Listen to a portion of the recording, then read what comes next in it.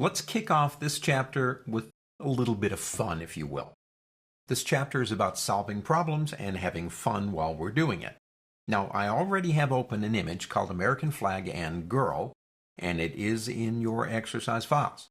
Now, I've added one thing to this photo spin document. I've added a layer over here that has the American flag in it. What I want to do, or at least try, is make the flag look like it's maybe painted onto her face. That's my goal here. Now, in order to do that correctly, what I need is to bend the map to the contours of her face. And we're going to do that with a displacement map. A displacement map instructs the layer that's got, in our case, the flag in it, how to bend to make it look like it's on her face. Now, the cool thing about the displacement map, and basically it's another file, is that 8 or 9 times out of 10, it's the actual photograph you're looking at right now that's actually the map. What we're going to do is click the History button right up here. Now, if you don't see this, go up to the word Window and pull down the History panel. This button right here, love that button, what it does when you click it, it creates a copy.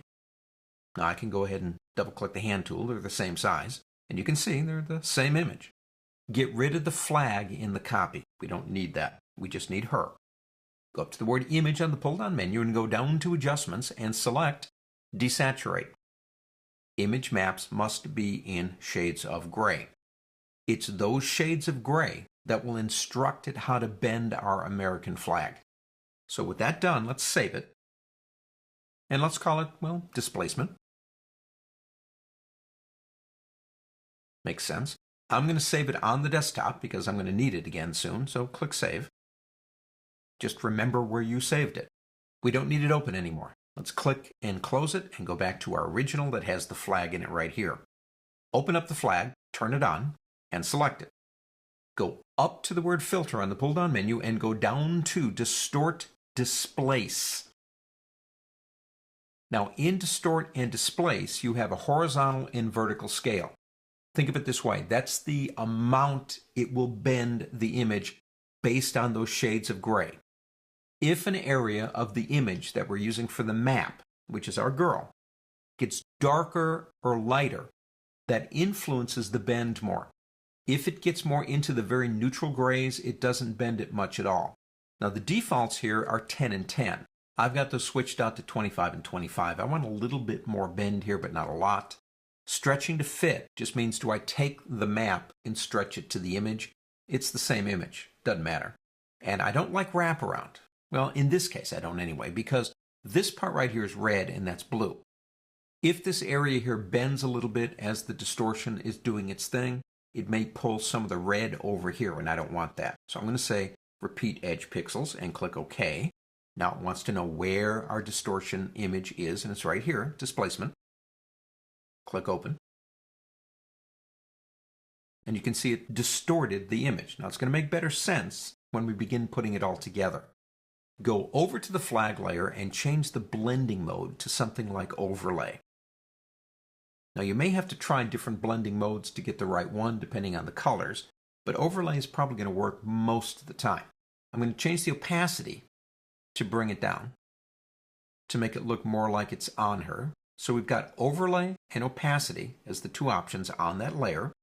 What we need now is to get rid of the areas of the flag where it would make sense, like on her hair, her hand, below her chin, places like that. So we're going to create a layer mask by clicking this button down here.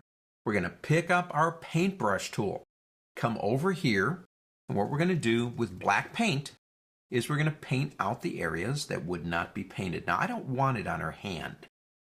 I just want it on her face. So I'm creating a mask. Remember that. That's all I'm doing here. I'm creating a mask. And that mask is telling me what and what not we'll see in the image based on painting with black and white. Let's go up her chin right about there. Get rid of that area. Come over here and go up this way. Now, the nice thing about doing this with a mask and not actually erasing, which to me wouldn't be right anyway, is the simple fact that if you do make a mistake, it would be very easy for you to turn the process around and paint with white to make it happen. So let's lower that down in opacity even a little bit more. Lighten it up just a bit. Let's remove the paint from her eyes. There wouldn't be any there. So let's make our brush a little bit smaller and get in here.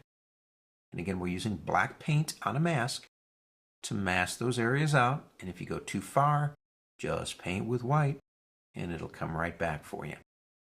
Okay, so we got those areas kind of done. And I don't think you'd see the red on her teeth either. So why don't we go ahead, mask out those areas too.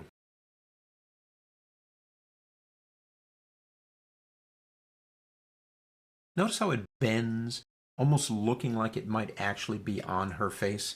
Let's get that down a little bit more so we can see it more objectively. We could also try this. If you want to try a little bit more, you can go up to the word filter and reapply, displace right here. Do it again. And you can keep doing that until maybe you see what you like. But in this case, what we're doing is we're using the displacement map filter to make something look like it's painted onto something else. On to the next.